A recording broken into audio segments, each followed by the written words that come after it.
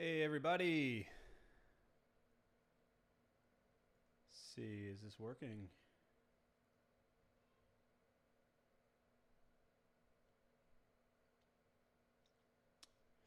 All right, I'm using new software today and I'm trying to get onto YouTube and onto Facebook at the same time. And I hope it's working. Let's see. If you can hear me, leave a comment in the chat box. I want to see if my audio is actually working. I think it is. I see Chase is in here.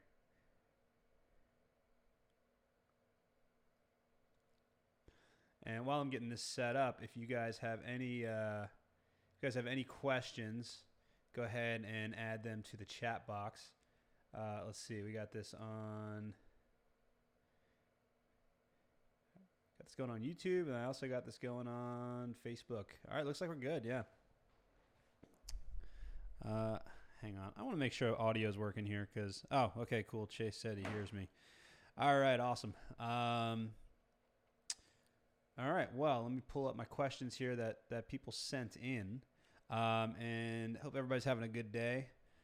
Just dealing with some new technology today that hopefully we won't have any hiccups, but I think it'll let me reach more people. So anyone that's interested, I just posted. I've had a lot of people ask me about my presentation from MaxLawCon, whatever it's called. The presentation I did in St. Louis a few weeks ago, I just posted it today on my Facebook page. So if you're interested in seeing that, you can go ahead over to, I'm sorry, not my Facebook page, in the Lawyer Marketing Facebook group. So go over, take a look, and check that out. Looks like Jeff's on. What's up, Jeff? And there's more people on, but I can't see who's on. Looking at Facebook right now. Switch over to YouTube. I got a few people on YouTube. This is pretty cool. Curious to see how many people watch on YouTube that never watched on Facebook. So that's pretty cool. All right. Live marketing Q&A. Okay, so first question is, what are your suggestions on how to create a great clickbait headline for an ad and for my cheat sheet? Okay, cool. So basically, this is dealing with advertising. It's really kind of dealing with the fundamentals of marketing in terms of making people pay attention to what you have to say and making whatever you're trying to give away kind of desirable. A lot of times there's a tendency for lawyers to maybe try to get a little too lawyery, and unfortunately that doesn't work very well. So what I always like doing, and this is kind of my fail-safe, and I've talked about this many times, when you're trying to generate headlines for either ads or your website or anything really, I always fall back on a how-to without statement. And a how-to without statement is basically how to, and then insert the thing that they want, without, and then insert the thing that they're afraid of. So for example, if you're a bankruptcy attorney, it would be how to eliminate all of your debt without losing your house. Or if you're, if you're targeting fathers, you can say how to spend more time with your kids without a war with your spouse after a divorce. If you're a personal injury attorney, you could do how to get all your medical bills paid after an accident, even if you don't have any money to pay your doctors. Criminal defense lawyers could be how to save your reputation without losing. What would it be? How to save your, if you get arrested for something or like DUI. How to, you got to figure out what they want, but assuming that they want to save their reputation, keep their job, because a lot of times DUI kind of happens to anybody. So you figure out what are the biggest fears that they have and what's the biggest thing that they want. So like they want to beat the case, obviously, but there's something that they're more afraid of. They're more afraid of, having a blemish on their record. Now forever, for the rest of their life, every job application they ever go to, they're going to have to check that box of have you been arrested and have you been convicted and things like that. And they're afraid that they're going to lose their job. They're afraid they're going to lose their driver's license. They're afraid of all these different things. So, you got to kind of tap into that. So how to make sure how to protect your reputation after a DUI and make sure that you don't lose your job.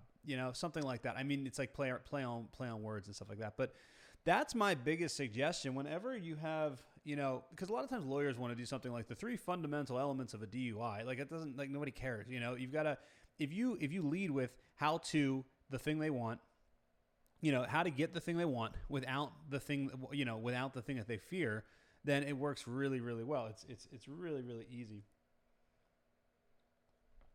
I do that with my stuff all the time. It's that's why my book, my webinar, my cheat sheet, everything is how to get more law firm clients without losing time and money or getting screwed by a marketing company. Because I know that lawyers want more clients and they don't want to lose time, they don't want to lose money, they don't want to get screwed by a marketing company. And I'll sometimes shift some things up. Sometimes I'll say like I'll substitute like how to get your dream clients, because there's a lot of times when I'm doing things for lawyers, it's not necessarily that they want more clients, but they want the right clients. Sometimes I'll do things where it's how to get rid of tire kickers, how to get more clients while eliminating the time that you waste on dealing with tire kickers or something like that. It's just you just got to figure out those are the best ways to do it. Listicles work really well. Also, I do those a lot. I did my two most recent videos. One of them I just recently did, which will be on YouTube pretty soon, is how to. It was 5 law firm directories that the top 5 law firm directories that you should have for your law firm. So lists work really well. I did one yesterday that isn't published yet, but it'll be live soon. The top 3 things that we fix whenever we inherit a client from their old SEO company.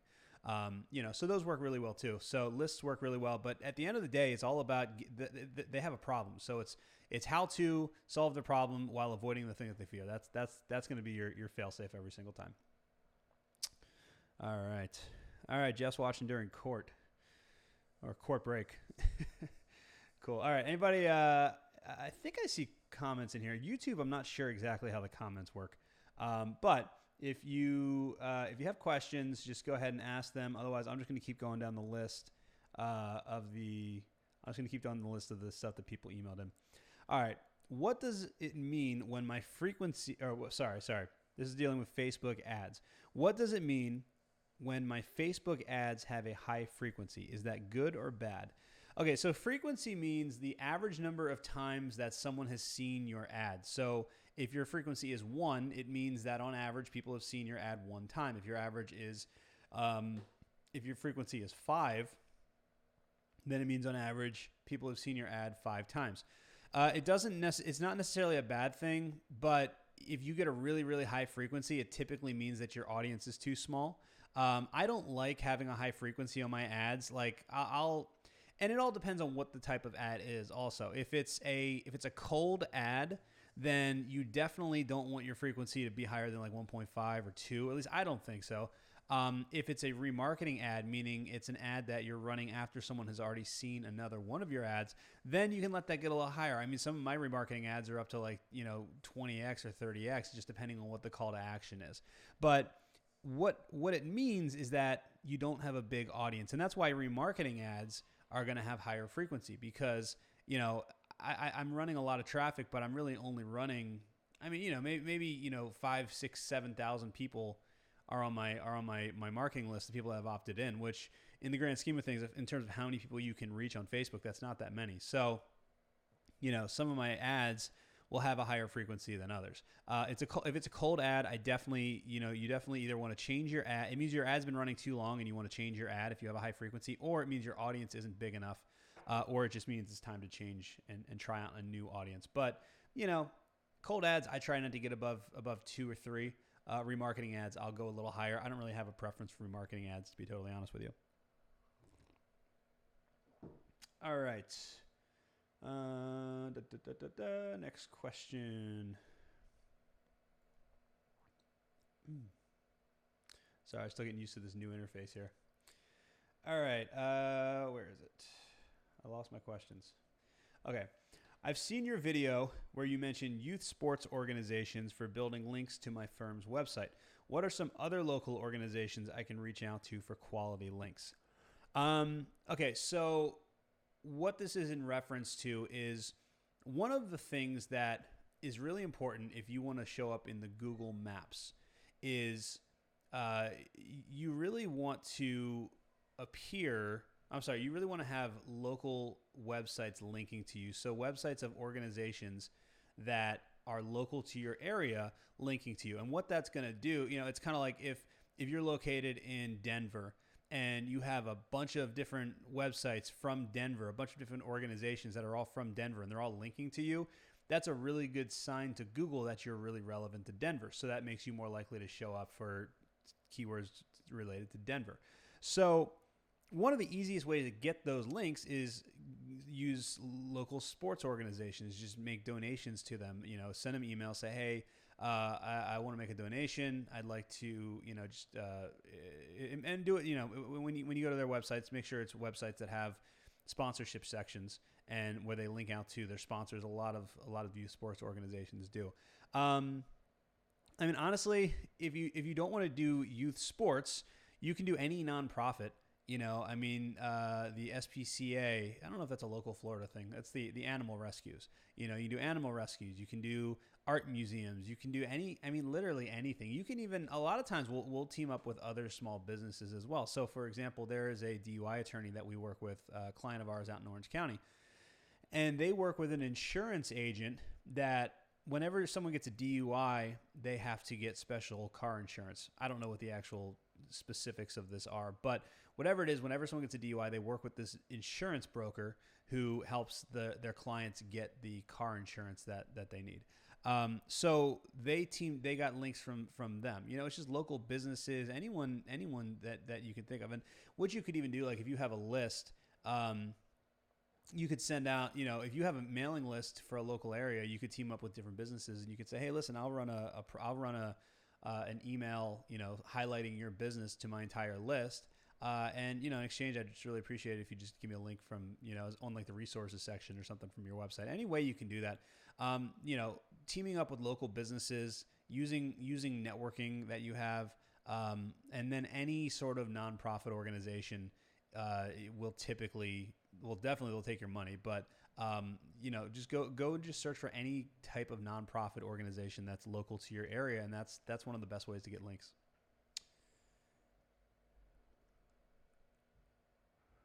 All right, next question.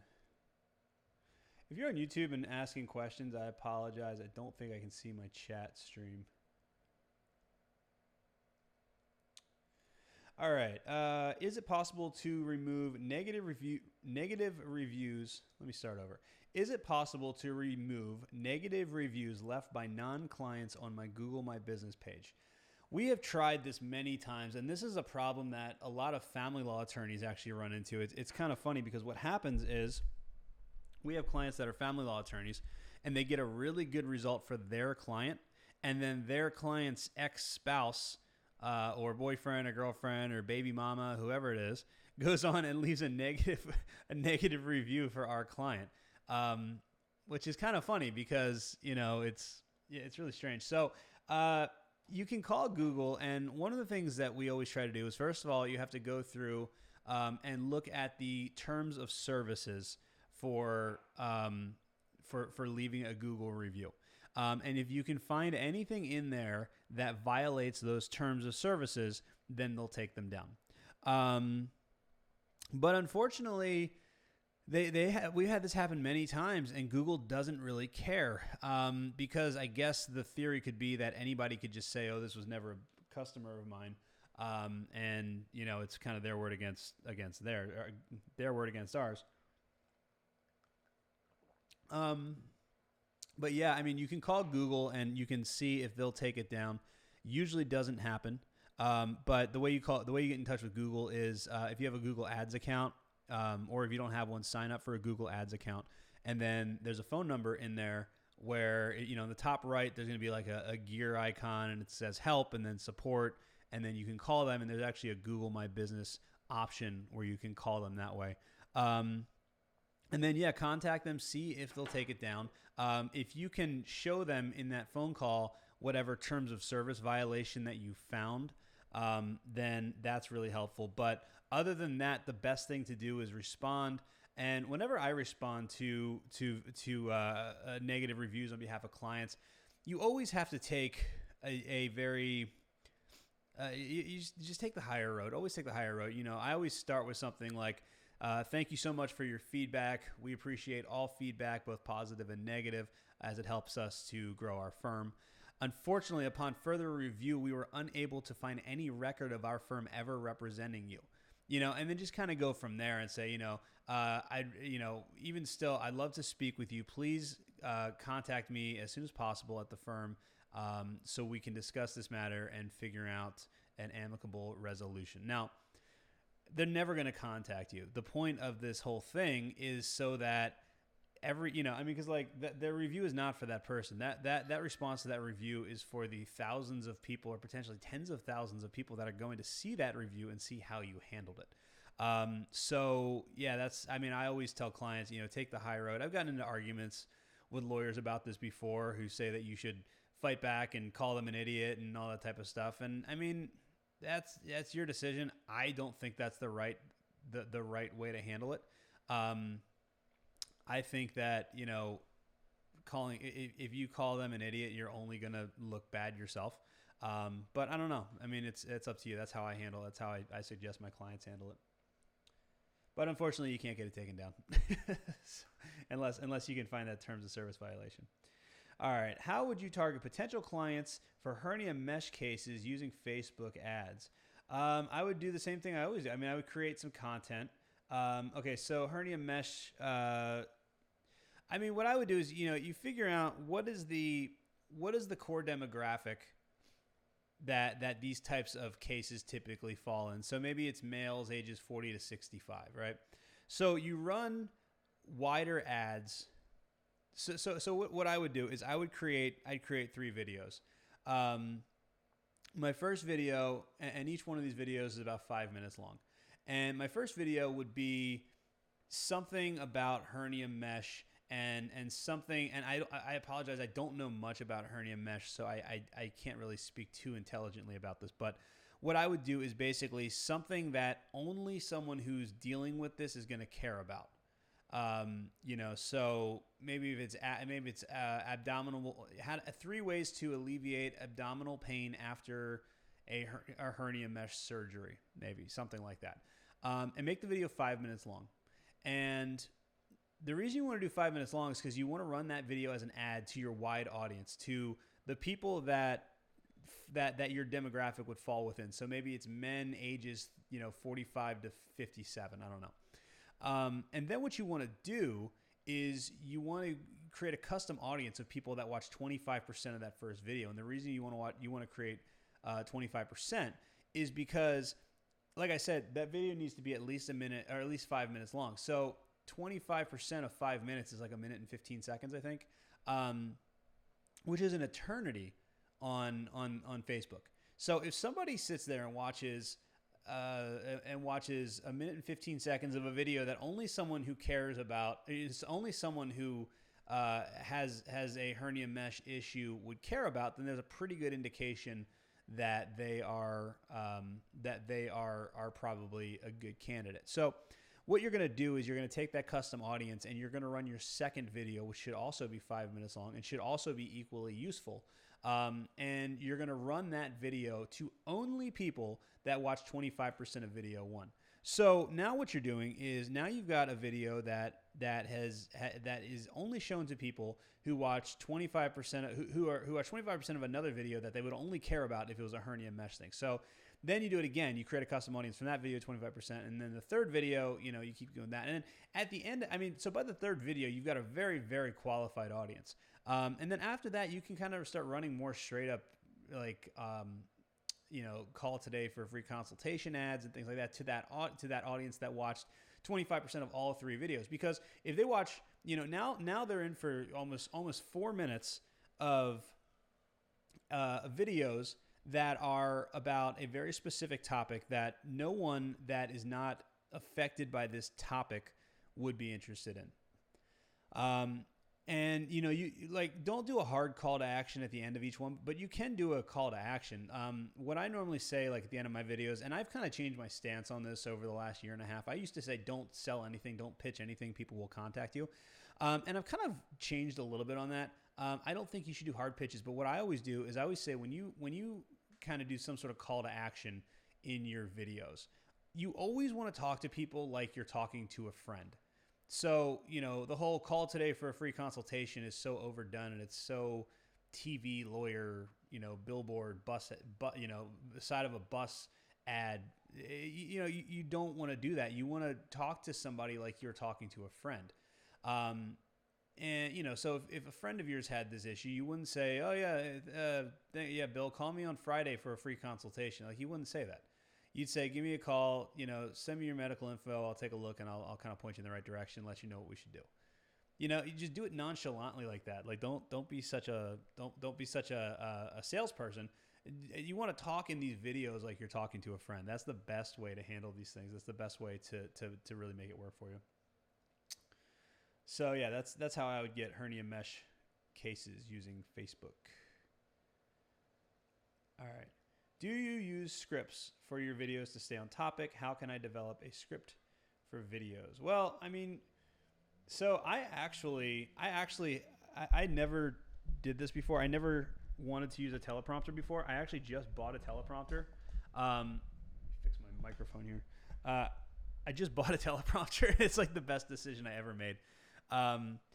It's awesome. I bought this thing. It's like $150 on Amazon, and you just take your phone. Like, check this out. It's I got this teleprompter app.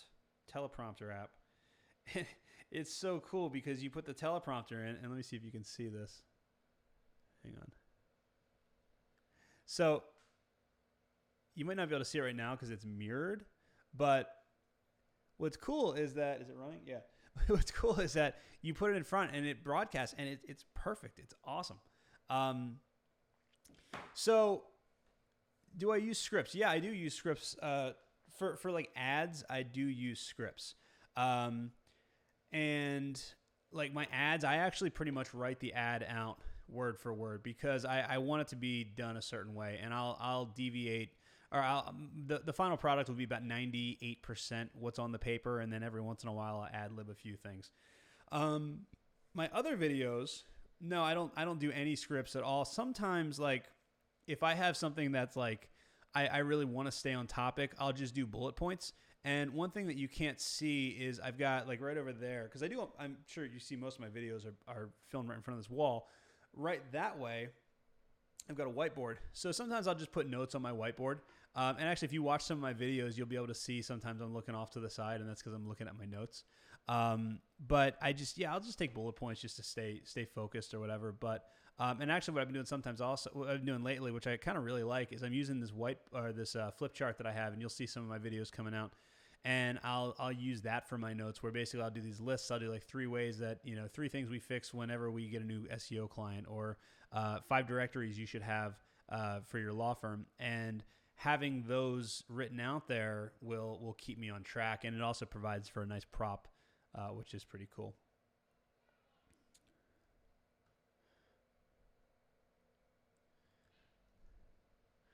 Do you have any recommendations for a simple web-based CRM for law firms? I really don't. So for a web-based CRM, I really don't know which one. Unless, if you're talking about like specifically for law firms, I know there's Clio, there's Lexicata, there's Filevine, there's a lot of those different ones. That I really do not have a lot of information on, unfortunately. But I would like to team up with a few of those companies and provide some marketing material to show you how you can create ads and get leads and put them directly into those systems. So that'd be kind of a cool collaboration to do with a couple of those different companies. Okay. Any other questions? I got 2 more questions that were emailed in. If you have any other questions, ask them in the chat here. But I got 2 questions left. One is it harmful for my law firm if clients leave the exact same review in multiple places? I don't. So I don't know the answer to that.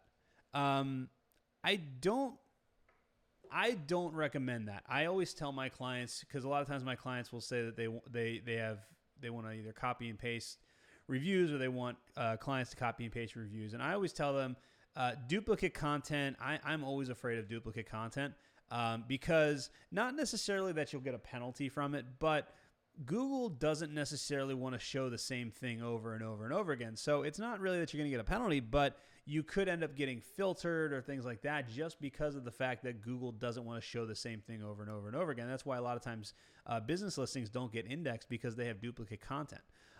So I'm a big fan of unique reviews everywhere. I know that sometimes it's not even, I know that sometimes it's not possible. I know that sometimes clients, I mean, just get it. Like, let's be honest, just getting a client to leave one review is awesome.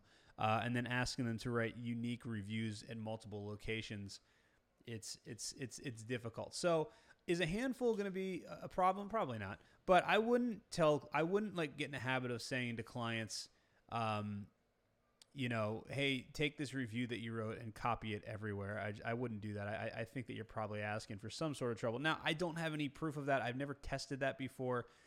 It's just kind of a gut feeling that I have. All right.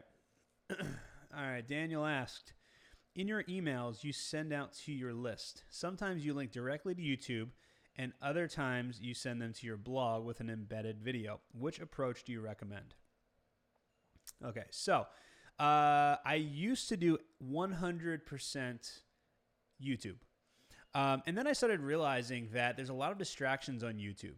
And my calls to, like, I put all my calls to action are in the YouTube description, but I don't think anybody would ever see those. I mean, people definitely saw them because a lot of my calls to action get clicked, but I think that I get better results by sending them to my website. So we are actually in the process of updating every single video and every single email to go to the website rather than the YouTube video. So if you're seeing the YouTube link, then it's ones that we haven't switched yet. But very, very soon it's going to be 100% YouTube. Or sorry, it's going to be 100% website. Now, I recommend. Okay, so YouTube worked for me for a very, very long time, and it still works really well.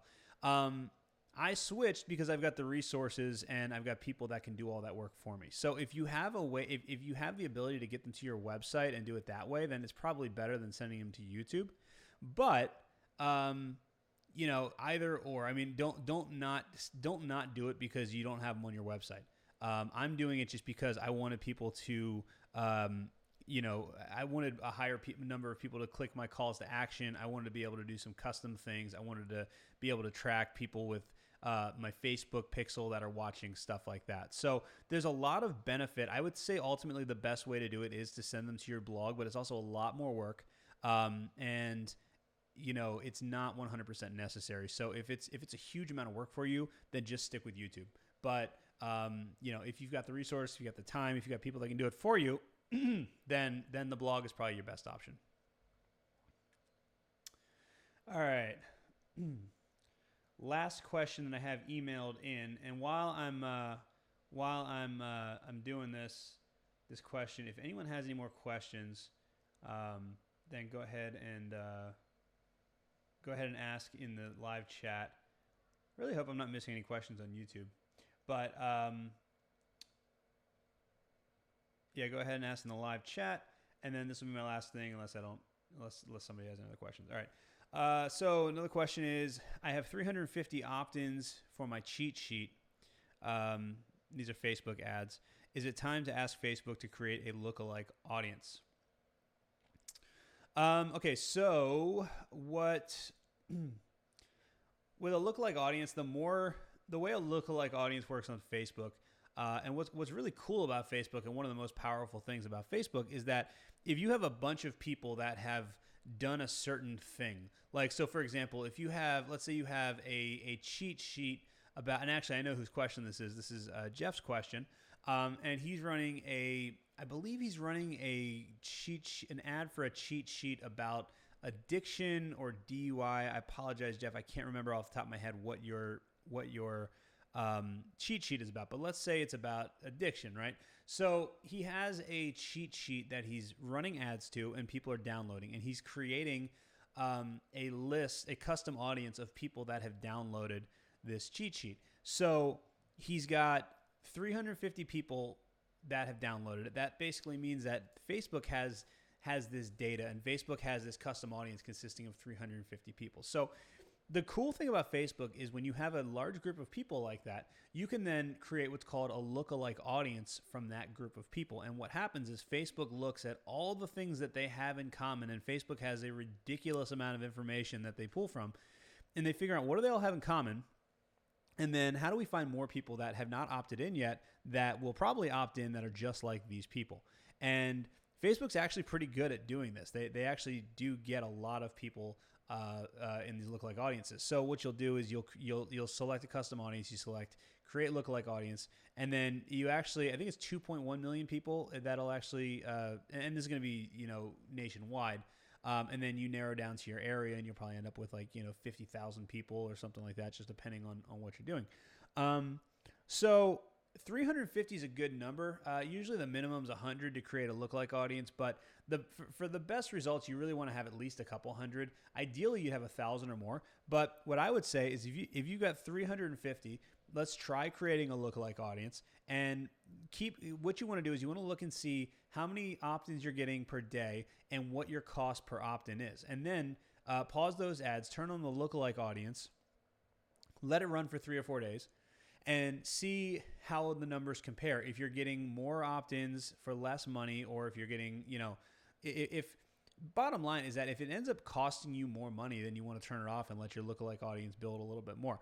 And the lookalike audiences will refresh. But if you're creating a lookalike audience, you test it, and if it gets better results than the seed audience, then you've got a good audience there. And if not, then just turn it off, go back to your original ads, let them run for a little while longer, maybe get up to 500 or 1,000 and test it again.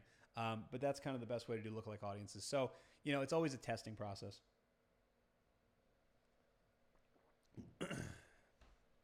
All right, Daniel asked another question. He said, it looks like you use ActiveCampaign for your emails. When you're creating video content daily and then adding those emails to your email sequence, do you create multiple automations in ActiveCampaign, or do you have one large automation within ActiveCampaign that you keep adding additional emails to? I have one automation that I add all my emails to, because what I want to do is when someone opts into my stuff, I've created so much content, and I think my content's pretty good, that I want people to see everything that I put out. So I'm not running these one-off campaigns where I just what I want to do is basically, I'm not necessarily like the newspaper. If you subscribe to the newspaper today, you're not going to get yesterday's newspaper, but you're going to get today, or you're going to get tomorrow's newspaper and every newspaper after that. I want people to start at the beginning and see all the content that I put out. And that's the reason that I make all my content evergreen. Evergreen meaning that it's relevant today, it's relevant in a year, it's relevant in 5 years. So that I can start them at the beginning. And all of that work that I've done over the last year and a half, now this person who just got on my email list today, they're not going to miss all that. That's all going to start getting delivered to them. So, I try to keep things simple. But yeah, I just do one automation, one main email list, and I just run it that way. So, all right, cool. I don't see any more questions. So we're going to wrap up today's live lawyer marketing Q&A. If you guys have any more questions, go ahead and just leave them in the lawyer marketing Facebook group. Tongue-tied today. Leave them in the lawyer marketing Facebook group. I'll answer them. I'll answer them live on here. And I hope everyone has a great day, and I will talk to you soon. Thanks, guys.